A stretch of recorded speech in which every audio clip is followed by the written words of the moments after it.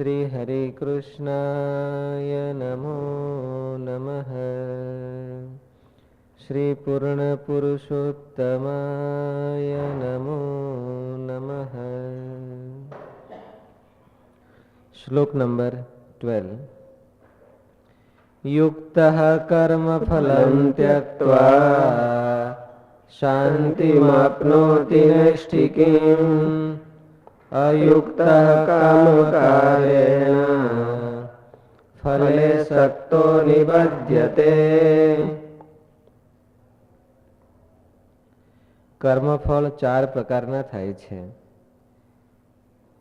એક દ્રષ્ટ કર્મફળ, વર્તમાનમાં કરવામાં આવતા નવા કર્મોનું ફળ, જે તત્કાળ અને પ્રત્યક્ષ મળતું હોય.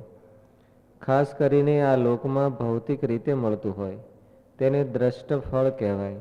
દાખલા તરીકે ભોજન કરવાથી તૃપ્તિ થવી.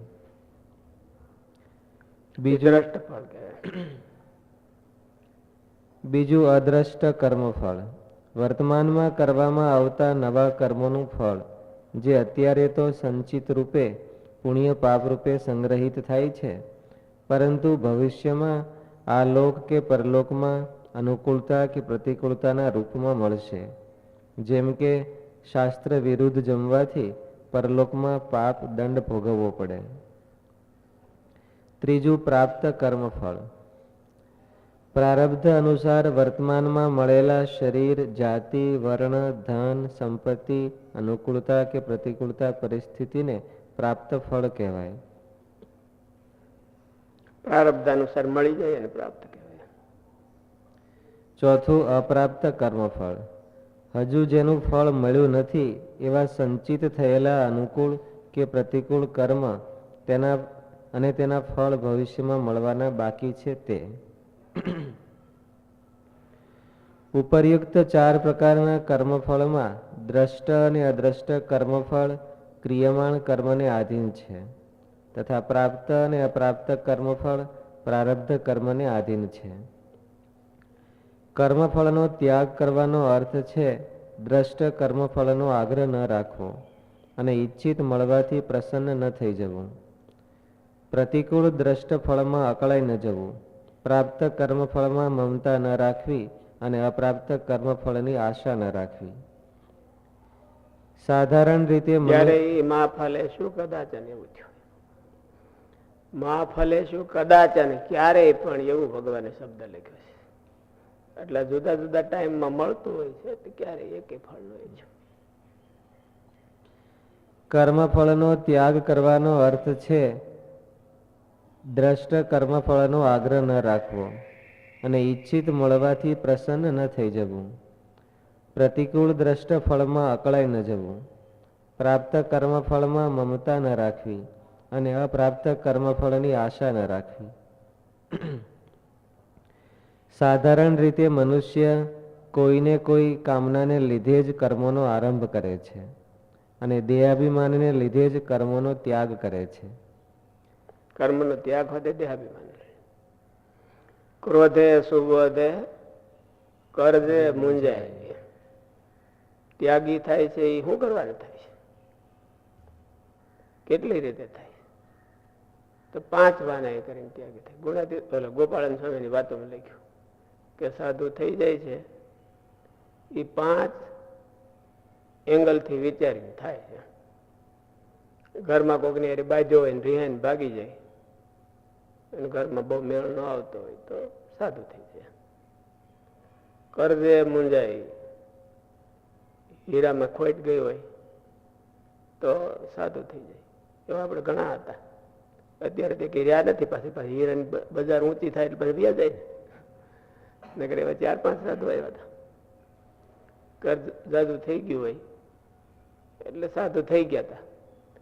પછી સાધુ થઈ ગયા પછી એની પાસે કઈ કરજ મગાય નહીં. પાછા કરજ વાળા લગભગ તો હરિભગત જેવા હોય એટલે જાઓ સ્વામી તમારું કરજ માફ, અને 100 રૂપિયાની નોટ પગમાં ધરીને વ્યા જાય. અને ટિકિટ થઈ જાય સુરત થી રાજકોટ જવાની. એટલે કરજે એ મોટી સાધુ થઈ જાય. ઘણા કામાને કૂટ્યા હોય, ઘરનું કામ કરવું ફાવતું ન હોય અને ઘેરે તો કામ ન કરે તો રોટલો ન મળે, એટલે એને કામાને કૂટ્યા હોય એ હોતે સાધુ થઈ જાય, અને વૈરાગ્ય કરીને હોતે સાધુ થઈ જાય, અને હેતે કરીને સાધુ થઈ જાય. સાધુ હેત થઈ ગયો હોય તો વળી સાધુ થઈ જાય, વૈરાગ થઈ ગયો હોય તો સાધુ થઈ જાય. એટલે સાધુ તો કઈ લાલચથી હોતી થાય સાધુ, કે ભાઈ આપણને મહાનતા મળી જાય એમ છે, સ્વામી ડૂકી ગયા છે ને વાહે કોઈ છે નહીં, જઈને બેસી જાય, ગોઠવાઈ જાય વાહે, એવું હોતે થાય. સાધારણ રીતે મનુષ્ય કોઈકને કોઈ કામનાને લીધે જ કર્મોનો આરંભ કરે છે અને દેહાભિમાનને લીધે જ કર્મોનો ત્યાગ કરે છે. કામનાથી આરંભ કરેલા કર્મોમાં સમાપ્તિ સુધી પછી તે કામનાનું જ ચિંતન કરે છે. જેવી રીતે વેપારી ધનની ઈચ્છાથી વેપારનો આરંભ કરે છે, વેપાર કરતી વેળાએ પણ તેની વૃત્તિઓ વેપારી શેની ઈચ્છાથી? ધનની ઈચ્છાથી. ધનની. જેવી રીતે વેપારી ધનની ઈચ્છાથી વેપારનો આરંભ કરે છે, વેપાર કરતી વેળાએ પણ તેની વૃત્તિઓ ધનનો લાભ અને હાનિ ન થાય તેના જ પ્રયત્નો કરે છે. ધનનો લાભ થાય તો પ્રસન્ન થાય છે, હાનિ થાય તો દુઃખી થાય છે. તેવી જ રીતે બધા મનુષ્યો, સ્ત્રી, પુત્ર, ધન, માન, મોટાઈ વગેરે કાંઈક ને કાંઈક અનુકૂળ ફળની ઈચ્છા રાખીને જ કર્મો કરે છે. પરંતુ કર્મયોગી કે ભગવાનનો સાચો સેવક એવા ફળની ઈચ્છાઓનો ત્યાગ કરીને કર્મ કે સેવા કરે છે. ફળની ઈચ્છા છે કે નહીં એ કેમ ખબર પડે? તો આની લાભમાં ખબર પડે. સુખી દુઃખી ન થાય તો નિષ્કામ કર્મયોગી. અને કર્મની શરૂઆતમાં એને ઠેરાવ નથી કર્યો કે મને આનું ફળ મળે છે. એવો ઠેરાવ તો કોઈ કરતું નથી હોતું ઘડીકે ને ઘડીકે, પણ સુખી દુઃખી થઈ જાય છે એટલે એનો અર્થ એવો છે કે એને ઠેરાવ વગર કરે, ઠેરાવ થઈ જ ગયો છે કે એ ફળને માટે કરે છે, ભગવાનને રાજી કરવા માટે કોઈ કર્મ કરતા નથી. સુખી દુઃખી થઈ જાય, કોઈક કઈ કહે, કોઈક ધાર્યું ન થયું તો સુખી દુઃખી થઈ જાય, એટલે તો એનો અર્થ એવો છે ને કે ધાર્યું કરવા હાટું એ કર્મ કરે છે. ભગવાનને રાજી કરવા હાટું તો કરતો નથી. ભગવાનને રાજી કરવા માટે જો કર્મ હોય તો ધાર્યું ન થાય તો પાર ઉતારે, કારણ કે એને મનમાં એમ છે કે આ કઈ ધાર્યું થવા હાટું નથી આ કર્મ.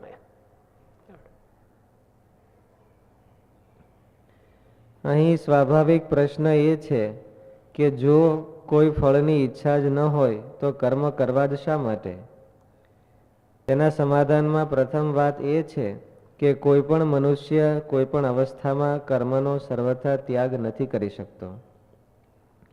બીજી વાત એ છે કે મનુષ્યના હૈયામાં જ્યાં સુધી રાગ છે ત્યાં સુધી તે કર્મ કર્યા વિના શાંતિથી બેસી શકતો નથી. તેનાથી વિષયોનું ચિંતન ન કરે તો એને અશાંતિ થઈ જાય. કર્મ ન કરે તો અશાંતિ થઈ જાય, કારણ કે આ કર્મ છે એ ખોરાક છે ને, એ જીવનો અને બુદ્ધિનો ખોરાક છે. ઓલામાં યોગો ભવતી દુઃખા એમાં આવે છે ને,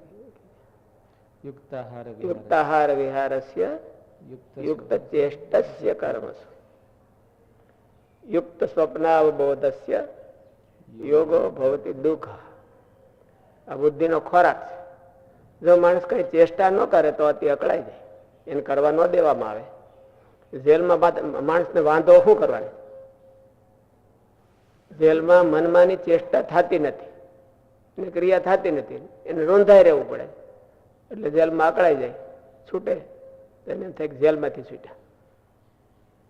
નગર એને બેહવાનું જ છે, અને ખાવાનું તો સરકાર આપે છે, થોડું ઘણું ખાવામાં ધાર્યું ન થાય એટલું જ ફેર. પણ માણસો જેલમાં અકળાય શું કરવાનું? કારણ કે બુદ્ધિનો ખોરાક છે કે કંઈક કરાવે, પછી મન ધાર્યું કરે કે ભગવાનને ઉપયોગી કરે કે બીજાને કોઈકને ઉપયોગમાં આવે એવું કરે, એટલો જ ફેર. કઈ કોઈ કર્યા વિના બેહી રહે એવું નથી. પ્રકૃતિની હારે આ જીવનું શરીર જોડાયેલું છે, એટલે પ્રકૃતિ પ્રકર્ષણ કરોતી ઇતિ પ્રકૃતિ. એ પોતાનો સ્વભાવ જ છે કે કોઈક દબાવે તોય કરે. એટલે દબાવે એનો અર્થ પ્રકર્ષણ કરોતી ઇતિ પ્રકૃતિ છે.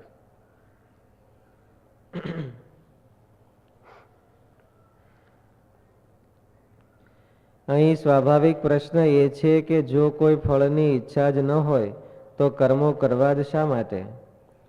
તેના સમાધાનમાં પ્રથમ વાત એ છે કે કોઈ પણ મનુષ્ય કોઈ પણ અવસ્થામાં કર્મોનો સર્વથા ત્યાગ નથી કરી શકતો. બીજી વાત એ છે કે મનુષ્ય કઈ ફળ ન હોય તો કર્મ કરવા શા માટે? એ કામાના કોઈટાનું કેલ્ક્યુલેશન છે. માણસ એવું વિચારે, એટલે દેહાભિમાનીઓનું કેલ્ક્યુલેશન છે. મને કઈ ન મળે તો હું કરવાનું કરું. અને ભગવાનને રાજી કરવા કરવું એ મુમુક્ષુનું કેલ્ક્યુલેશન છે. કરવું હું કરવાનું ભગવાનને રાજી. ઇન્સ્પાયરિંગ બે હોય કે કાં તો પોતાના અહંકારથી ઇન્સ્પાયરિંગ થાય કે બોલો કરે તો હું કઈ કમ નથી. બોલો જે કરે એને માન મળે, કરે એને ફળ મળે. ફળ આપણે ભલે પોતે ન ઈચ્છે તોય ભગવાન એને આપ્યા વિના તો રહેતા નથી. એટલે અનુકૂળતા પ્રતિકૂળતા મળે. એટલે જેને અહમનો વધારે હોય તો એને એમ થાય કે એ કરે તો હું કઈ કામ નથી, હું એનાથી સારું કરું. એટલે અહમની પ્રેરણાથી ઇન્સ્પાયરિંગ કરે એને કે હું કરું, હું કઈ મોડો નહીં, હું બધાથી સારો એમ.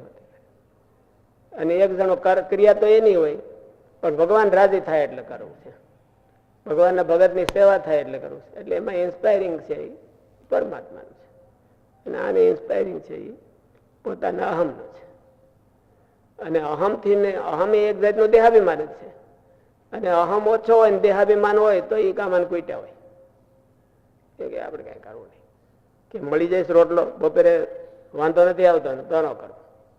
અહમ ઓછો હોય. હા, અહમ ઓછો હોય અને દેહાભિમાન હોય તો એ કામાન કુટ્યા કહેવાય. અહમ હોય તો એ કામાન કુટ્યો ન હોય, એ બધાથી જાજુ કરે. પણ તોય ભગવાનને હાંધો ન હોય, એનું ઇન્સ્પાયરિંગ અહમ હોય કે હું કઈ કામ નથી એટલું જ સાબિત કરવું. એને આખી જિંદગી એટલું સાબિત કરી દે, કરતો રે પણ તોય થાય નહીં. છેલ્લે કોઈનો અહમ થોડો રહ્યો છે. રાવણને એવો સાબિત ન થયું, કંસને એવું સાબિત ન થયું પોતાનો અહમ, એટલે છેલ્લે અધૂરું રહી જાય. જો એક જ સફળ થવાનો રસ્તો કે ભગવાનને રાજી કરવા જો કરે તો ભગવાન તો એવા છે કે હાથને પાતાળે કોઈ સારો સંકલ્પ કરીને કર્યું હોય તો ભગવાન એને ગ્રહણ કરી લે, એની રાજી થઈ જાય અને એનું કામ થઈ જાય.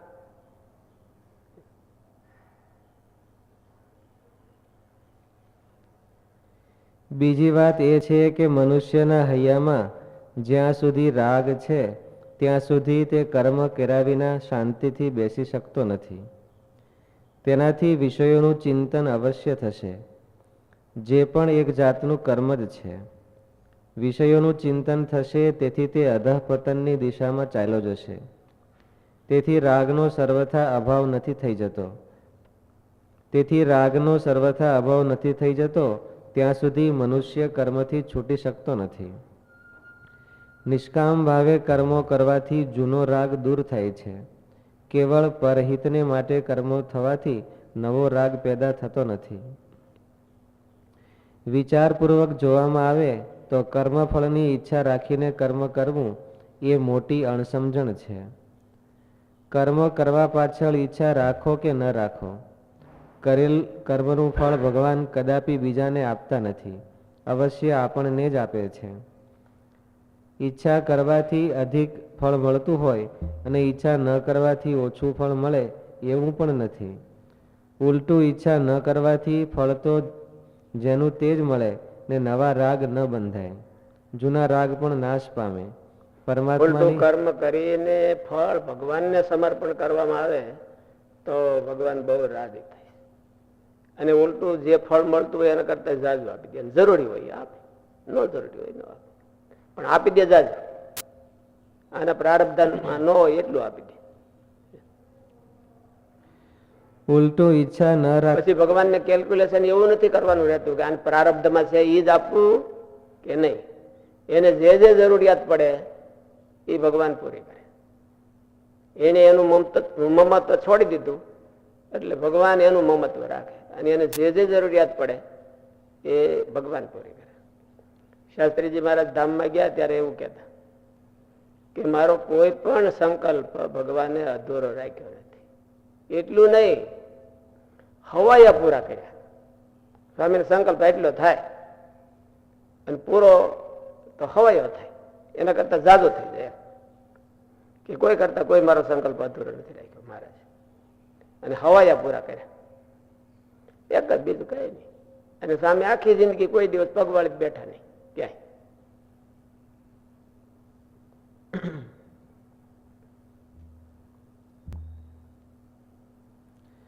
ઉલટું ઈચ્છા ન કરવાથી ફળ તો જેનું તેજ મળે ને નવા રાગ ન બંધાય, જૂના રાગ પણ નાશ પામે. પણ એના સંકલ્પ કરવામાં એક વિશેષતા હોય છે કે સંકલ્પ ભગવાનની સેવાના હોય કે હું આવી રીતે ભગવાનની સેવા કરું, એવો સંકલ્પ હોય એટલે ભગવાન હવાયો પૂરો કરે. એનો સંકલ્પ એવો ન હોય કે હું કઈક આ લોકમાં મને આવું મળે, એવો સંકલ્પ હોય કે આ સેવા કરવી છે તેમાં એટલી અધૂરાઈ છે તો ભગવાન પૂરી કરે, આ લોકની હોતી પૂરી કરી દે. આ સંકલ્પ આવી સેવા કરવી છે મારે મહારાજની, તો મહારાજ આ લોકનો સેવા કરવી હોય તો કઈ સાધન તો જોઈએ, એમને તો કઈ થતું નથી. એટલે ભગવાન હવાયા સાધન પૂરા કરી દે. ઉલટું ઈચ્છા ન કરવાથી ફળ તો જેનું તેજ મળે ને નવા રાગ ન બંધાય, જૂના રાગ પણ નાશ પામે, પરમાત્માની પ્રસન્નતા થાય. માટે કર્મ કરીને ફળની કામના કરવી એ અણસમજણ છે. નિષ્કામ ભાવે અર્થાત ફળની કામના ન રાખીને લોકહિતાર્થે કર્મો કરવાથી કર્મો સાથે સંબંધ વિચ્છેદ થઈ જાય છે. છતાં પણ કર્મયોગીના કર્મો પાગલ મનુષ્યના કર્મોની જેમ ઉદ્દેશ્યહીન નથી હોતા, પરંતુ પરમાત્મ તત્વની પ્રાપ્તિના મહાન ઉદ્દેશ્યપૂર્વક તે કર્મો લોકહિતાર્થે અથવા ભગવાનના ભક્તોની સેવાર્થે. એનો ટાર્ગેટ તો ભગવાનને રાજી કરવાનો જ હોય કે ભગવાન આ કર્મથી પ્રસન્ન થાય. પણ આમાં બધા તોય એને ધાર્યા ન હોય એટલા હોતે થાય. બીજા રાજી થાય, બીજાની સેવા થાય, બીજાને લાભ થાય, બીજાને હિત થાય, એવું બધું થાય. અને તો બસ ભગવાન તો રાજી થાય. ખાલી બીજાનું હિત કરવા જાય એવો સંકલ્પ કરે. કર્મના મૂળમાં સંકલ્પ કામ કરે છે. જૂના રાજા મહારાજાઓ છે એ પુત્રેષ્ઠી યજ્ઞ કરતા, તો યજ્ઞ કરે ને યજ્ઞ તો બ્રાહ્મણો કરાવતા હોય. પણ બ્રાહ્મણો એવો સંકલ્પ કરે કે અમારા મહારાજાને દીકરો થાય અને યજ્ઞ કરે બધા, તો એને દીકરો જ થતો, એની દીકરી ન થાય.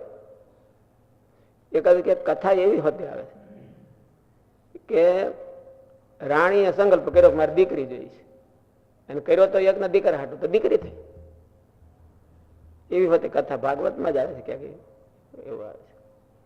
એટલે સંકલ્પ પ્રમાણે એને માલિપાનો જે આશય હોય, ઈરાદો સાયલન્ટ, એ ઈરાદા પ્રમાણે જ ફળ ભગવાન આપે.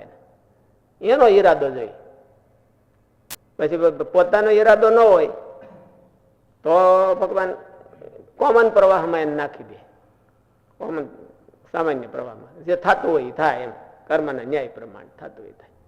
પણ આ જો સંકલ્પ એવો કરે કે મારે આ કર્મનું વૈદિક કર્મ હોવું જોઈએ, એટલે એમ કે શાસ્ત્ર સંમત કર્મ હોવું જોઈએ, અને એ કર્મનો એવો સંકલ્પ કરે કે મારે ભગવાનને, મારે ભગવાનનો રાજીપો જોઈશ, તો ભગવાન એને રાજી થાય.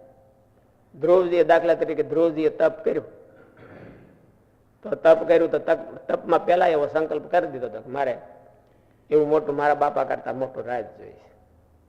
પણ એને ભજન કર્યું એટલે એની પવિત્રતા થઈ ગઈ, એટલે એને આલોકની કામનાનો સંકલ્પ કાઢી નાખ્યો. મારે એવું કઈ જોતું નથી. ભગવાન રાજી થયા તો એ કઈ માગ્યું નહીં. ભગવાન કે માગ કે મારે બસ તમે રાજી થાવ એટલું, બીજું કઈ મારે જોતું નથી. ભગવાન કે રાજી તો હું થયો, અને તારો સંકલ્પ હતો તો ધ્રુવનો સંકલ્પ તો કેટલો હોય કે એને બાપાને રાજ ભાડ્યું હતું, એટલો સંકલ્પ કરે ને બીજું શું કરે. અહીંયા આપણે પેલું શરૂઆતમાં એક છોકરો ભણવામાં બહુ હોશિયાર હતો, હાવ પેલી બેચમાં, છઠ્ઠા ધોરણમાં. એટલે કે તારે શું થવું છે? મારે ટીચર થવું છે. હવે એનો બાપો તો 100 કરોડનો માલિક, એમ કે મારે ટીચર થવું. એને જોયું ન હોય બીજું કઈ, ટીચર ની જ બોલ બાલા જોયું હોય, ખોટી લઈને મારતો હોય તો, એટલે એમ કે મારે ટીચર થવું છે. એને ભાડ્યું શું હોય? હવે ધ્રુવે ભાડ્યું શું કે એના બાપનું રાજ ભાડ્યું હતું, એટલે કે મારા બાપના કરતા હવાયું રાજ. ભગવાને એને 36 કરોડ વર્ષ સુધી આખા ધ્રુવ મંડળનું રાજ આપી દીધું. જા, તારા બાપનું રાજ તો આના કરતા 80 નથી, એવું રાજ આપી દીધું. અને પાછો રાજીપો તો એમને રહ્યો, રાજીપો જે હતો એ તો એમને રહ્યો. ફેર એટલો ધ્રુવે સંકલ્પ એવો કર્યો કે મારે તમારો રાજીપો જોઈએ, મારે આ રાજ હતું એ નથી જોતું મારે, એવું. તો ભગવાન દે કોને? પણ ભગવાન એને જ દે, બીજા કોને દે? એટલે રાજ હોતે દીધું અને રાજી હોતે થયા, બે વાર. એટલે કર્મ કરે એમાં સંકલ્પનો જ મહત્વ છે, ઈરાદા. સંકલ્પ એટલે ખાલી આમ સંકલ્પ કરે એ ભગવાન તમારી પાસે રાજી પાસે એવું કઈ હાંધો હોય નહીં તો એવું નહીં, પણ એનો ઈરાદો હોય ને, એ ઈરાદો તો કર્મની ભેળો ને ભેળો હોય, જેટલા એમાં નોખો ન પડે ઘડી કઈ. એટલે વેપારીને ધન કમાવાનો ઈરાદો હોય તો કઈ ઘડીકમાં નોખો પડી જાય વેચીએ કે ઓલું એવું કઈ નહીં, ઠેઠથી ઠેઠ સુધી એક જ સરખો ભાઈ.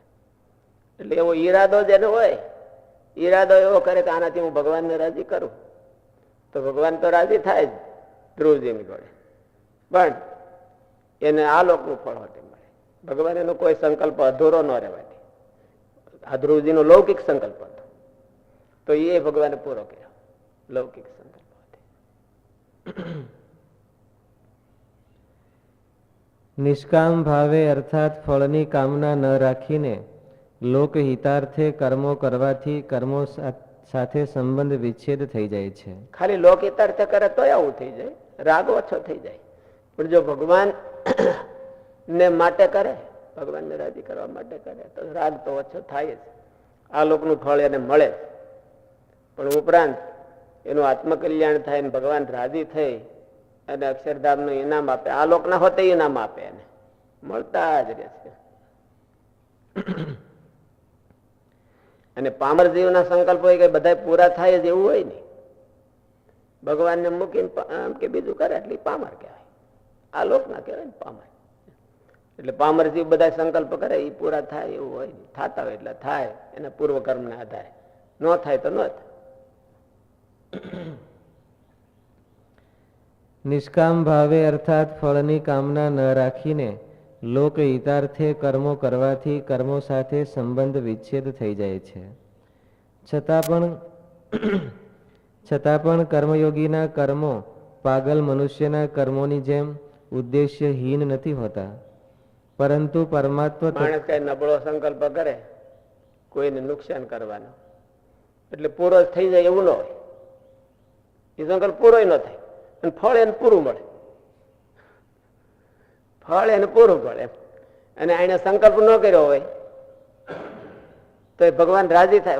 ભગવાનને રાજી કરવાનો સંકલ્પ કર્યો હોય સારું કામમાં તો ભગવાન રાજી થાય અને એને ફળ એને પૂરું પડે. અને ઓલાનો સંકલ્પ પૂરો ન થાય અને ફળ પાછું ભગવાન આપે, કારણ કે નબળો સંકલ્પ કર્યો ને, કોઈકને નુકસાન કરવાનો સંકલ્પ કર્યો એટલે ભગવાન એને ફળ આપ્યા વિના ન રહે. સારો સંકલ્પ પૂરો ન થયો હોય તો ફળ આપે. સારો સંકલ્પ પૂરો ન થયો તો રાજીપાનું ફળ તો આવે. આ લોકમાં પૂરું ન થાય પણ એવું બનતું નથી. હરિને ભજતા હજી કોઈની લાજ જતા નથી જાણી. આવું બધાએ સર્વે કરીને કીધું છે કે જો એ સાચો જ હોય તો ભગવાન એની લાજ ન જવા દે. સંકલ્પ ન કર્યો હોય તો એને પૂરો કરાવે, સાચો જ હોય. જો એ સાચો ન હોય એને એમાં કઈ બોદાશ હોય તો ભગવાન જેટલું હોય એવું કરે. સાચો હોય તો કોઈ દી ન હોય, ફેર ન પડવા દે. નહીં કલ્યાણ કૃત કશ્ચિત દુર્ગતિમ તાત ગચ્છતિ. ભગવાને બાંધરી આપી 1% કે જાઓ એને કોઈ દી ન થાય.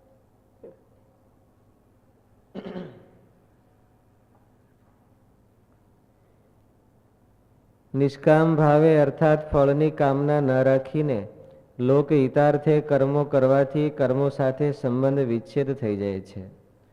છતાં પણ કર્મયોગીના કર્મો પાગલ મનુષ્યના કર્મોની જેમ ઉદ્દેશ્યહીન નથી હોતા, પરંતુ પરમાત્મ તત્વની પ્રાપ્તિના મહાન ઉદ્દેશ્યપૂર્વક તે કર્મો લોક પાકો પવિત્ર ઈરાદો હોવો જોઈએ. પાકો પવિત્ર ઈરાદો તો એ થાય. ભગવાન કરે છે, સારું કરે. પરંતુ પરમાત્મ તત્વની પ્રાપ્તિના મહાન ઉદ્દેશ્યપૂર્વક તે કર્મો લોકહિતાર્થે અથવા ભગવાનના ભક્તોની સેવાર્થે અથવા સત્સંગની સેવાર્થે કરવામાં આવ્યા હોય છે. તેના કર્મોનું લક્ષ્ય પરમાત્મા અથવા પરમાત્માની પ્રસન્નતા રહે છે, સાંસારિક પદાર્થો નહીં. શરીરમાં મમતા ન રહેવાથી અર્થાત દેહાભિમાન કે દેહભાવ ન રહેવાથી તેનામાં આળસ, અકર્મણ્યતા વગેરે દોષો નથી આવતા. નારાયણદાસ સ્વામી હતા, એ મહંત થયા. બહુ જાજો ટાઈમ મહંત રહ્યા હતા ને. એટલે મહંત થયા એટલે એને એવો સંકલ્પ કર્યો કે આપણા હાથે ક્યાંક સંપ્રદાયનો ઉત્કર્ષ થાય અને મહારાજની કંઈક સેવા થાય, એવા કામ થાય તો હાર, એવા કામ થાય. તો સ્વામીએ જુનાગઢ દેશમાં બહુ મોટા કામ કર્યા, જે કોઈથી ન થાય અને અધૂરા રહી ગયા હોય. દાખલા તરીકે બાળમુકુંદ સ્વામીની ધામમાં જતા વખતે સંકલ્પ થયો હોય ને પણ પછી ટાઈમ ન રહ્યો હોય, તો એવા મોટા મોટા કામ કરેલા. ઓલી પ્રદક્ષિણાઓ, હનુમાનજી ગણપતિ ઉપર લેવાના, બીજા ગોંડલમાં એવા બધા મંદિરોના મોટા મોટા કામ કર્યા છે. પછી છેલ્લે કે હવે તો કોઈ ઓલી ઈચ્છા તો કોઈ હતી જ નહીં એમ, અને ભગવાને આ બધી ઈચ્છા પૂરી કરાવી દીધી, સારી ઈચ્છા હતી, અને હવે એ હોતે મૂકી દીધી. એટલે જે ભગવાનને પવિત્ર ઈરાદાથી ભગવાનને રાજી કરવા સંકલ્પ કરે, એનો સંકલ્પ કઠણ હોય આ લોકમાં તોય પણ થાય, સિવાય કે કોઈ નુકસાન કરવાનો ઈરાદો ન હોવો જોઈએ, ભગવાનને રાજી કરવાનો ઈરાદો હોવો જોઈએ.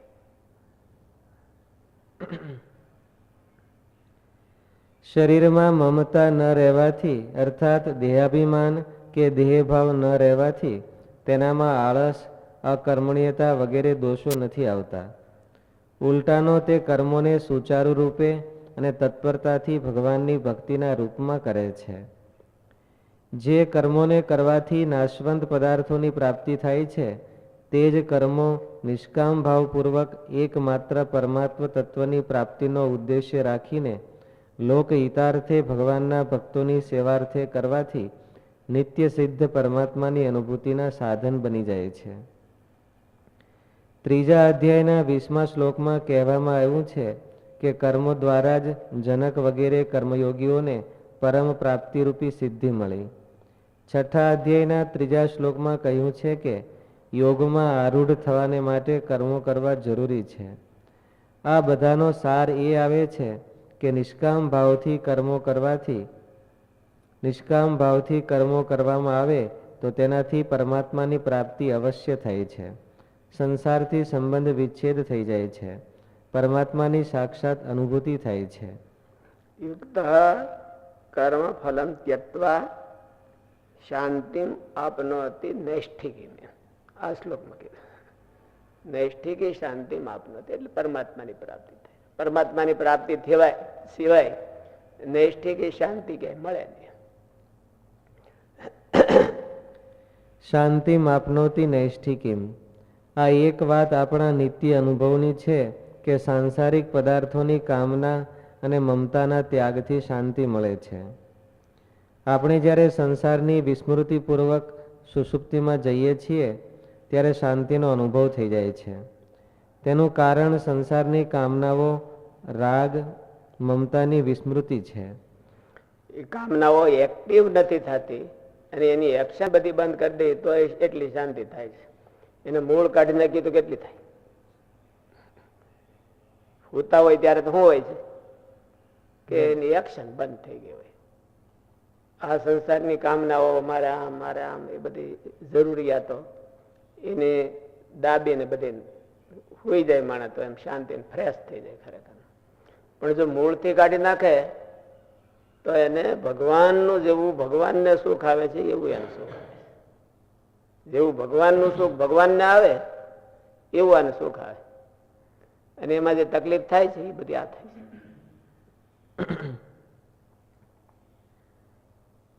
આપણે જ્યારે સંસારની વિસ્મૃતિપૂર્વક સુષુપ્તિમાં જઈએ છીએ ત્યારે શાંતિનો અનુભવ થઈ જાય છે. તેનું કારણ સંસારની કામનાઓ, રાગ, મમતાની વિસ્મૃતિ છે. તો પછી જાગ્રતમાં જ તેનો સંબંધ વિચ્છેદ થઈ જાય તો પછી શાંતિ માટે કહેવું જ શું? પરંતુ એ સાંસારિક શાંતિને ભોગવવા લાગી જાય તો પરમાત્માની પ્રાપ્તિરૂપ પરામ શાંતિને નથી પામતો.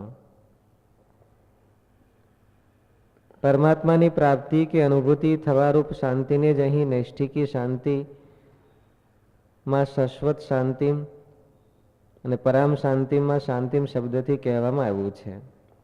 એના 2-3 વિશેષણ ગીતામાં આપ્યા છે. પરામ શાંતિ, નૈષ્ઠિકી શાંતિ, શાશ્વત શાંતિ.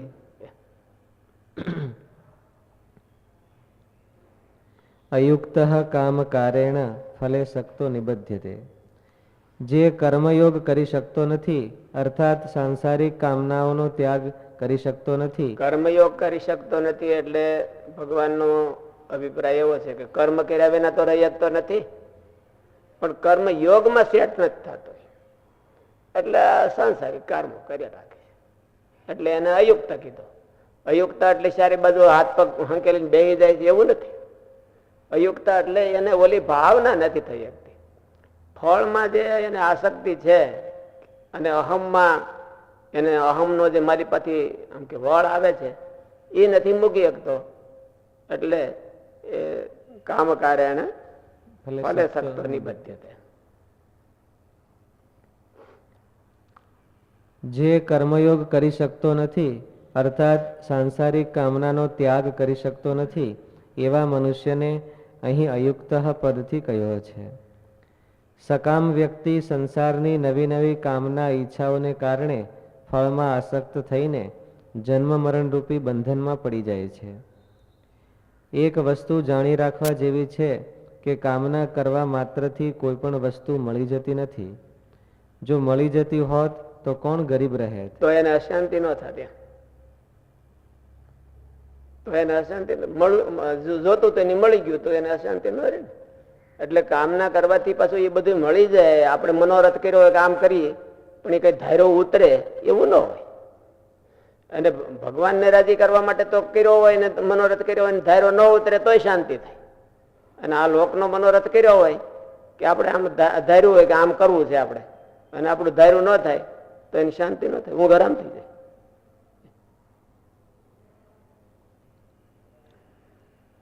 એક વસ્તુ જાણી રાખવા જેવી છે કે કામના કરવા માત્રથી કોઈ પણ વસ્તુ મળી જતી નથી.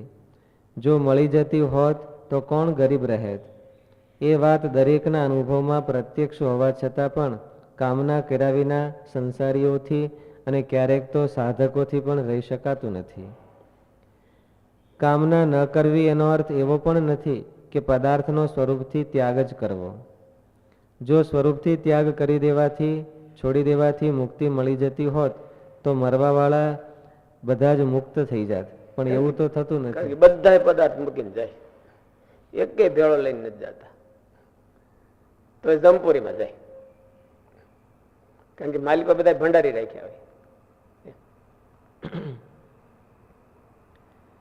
કામના ન કરવી એનો અર્થ એવો પણ નથી કે પદાર્થનો સ્વરૂપથી ત્યાગ જ કરવો. જો સ્વરૂપથી ત્યાગ કરી દેવાથી, છોડી દેવાથી મુક્તિ મળી જતી હોત તો મરવાવાળા બધા જ મુક્ત થઈ જાત, પણ એવું તો થતું નથી. એટલે આનો અર્થ એવો છે કે બહુ વિચારવા જેવું છે કે પદાર્થનો ત્યાગ અને માલિપાથી ઈચ્છાઓનો ત્યાગ એ અલગ છે. ઈચ્છાઓનો ત્યાગ છે, કામનાઓનો ત્યાગ એ કલ્યાણ કરનારો થાય છે. પદાર્થનો ત્યાગ પછી કરો કે ન કરો, હોય કે ન હોય, તો નડતું નથી. જો ઓલી ઈચ્છાઓનો ત્યાગ થઈ ગયો. એટલા માટે મહારાજે કીધું કે મનનો ત્યાગ છે એ બહુ મોટો છે. અને મનનો ત્યાગ જો સાચો ન હોય તો જનક જેવા રાજા હતા અને રાજ કરતા હતા, અને મન તો મોટા યોગેશ્વરના જેવું.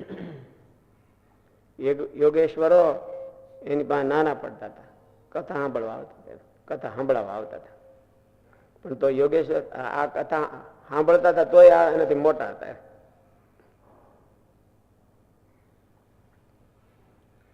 યોગેશ્વર બખેડો થતો હતો અને આને બખેડો નથી થતો.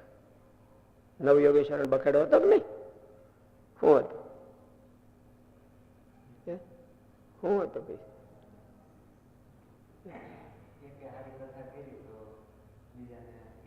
કાલ મારો વારો એ ભાઈ ભાઈડો છે એને હારો હારી કથા એને ખાલી લબલબ કરે છે, પણ એ બખેડો નતો, બખેડો બીજો હતો. શું હતો ભાઈ બખેડો? જનક રાજાને વખાણ કર્યા એટલે બખેડો થયો કે ભાઈ બોલ્યો છે કોઈ દી એનું નામ અહીંયા ખો ભૂલાવી દેવું, અહીં તું જો એનું નામ લે તો ખો ભૂલાવી દેવું તને, ભૂલાવી દીધી વધે બોલો કે ખો ભૂલી જાય હારી નકામી, ડખો થાય એના કરતા ખો ભૂલી જાય તો હાર, ખો ભૂલાવી દીધી.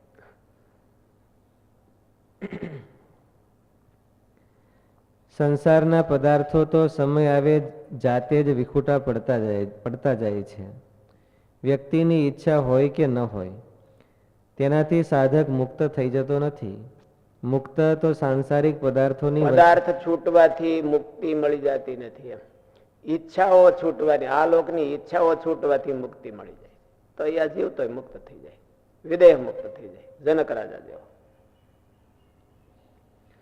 મુક્ત તો સાંસારિક પદાર્થોની વચ્ચેનો પોતાનો સંબંધ વિચ્છેદ થાય તો જ થાય છે.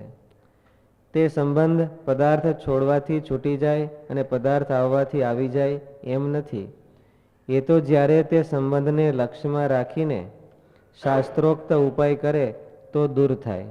અને સાધક મુક્તિની પ્રેક્ટિસ છે કે હું મુક્ત થયો છું કે નહીં અને મુક્ત થવા યોગ્ય કેટલો છું, એની આ પ્રેક્ટિકલ છે, પ્રયોગશાળા છે. જો એમાં આ કીધું એમ અભ્યાસ કરે તો એને ખબર પડે કે આપણે કેટલી મુક્તિ ને યોગ્ય થયા છે ને કેટલા નથી થયા. પ્રેક્ટિસ છે. એ તો જ્યારે તે સંબંધને લક્ષ્યમાં રાખીને શાસ્ત્રોક્ત ઉપાય કરે તો દૂર થાય અને સાધક મુક્ત દશાને પામે. માટે પદાર્થો છોડો અથવા ન પણ છોડો, તેના પ્રત્યેનો રાગ, કામના, મમતા વગેરે છે તે તો અવશ્ય છૂટવા જ જોઈએ. હા, પદાર્થનો ત્યાગ તે સંબંધ તોડવામાં સમજીને ઉપયોગ કરે તો મદદ જરૂર કરે છે, અને તેટલો જ એટલી મદદ કરે.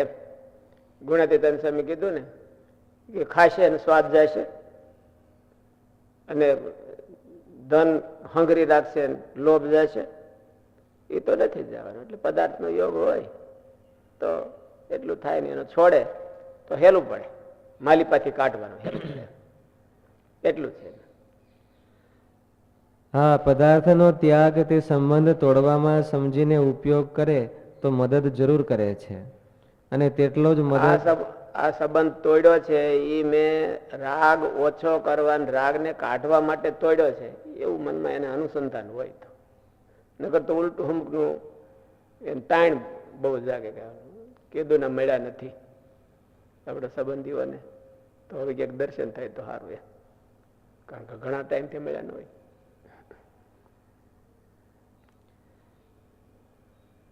અને તેટલો જ મદદ સાચે ભાવે કરાયેલો નિષ્કામ કર્મયોગ કે નિષ્કામ સેવા પણ મદદ કરે છે. નિષ્કામ ભાવે કરેલી ભગવાનને ભગવાનના ભક્તની સેવા તે અનંત જન્મના રાગને દૂર કરવાનું ઉત્તમ સાધન છે.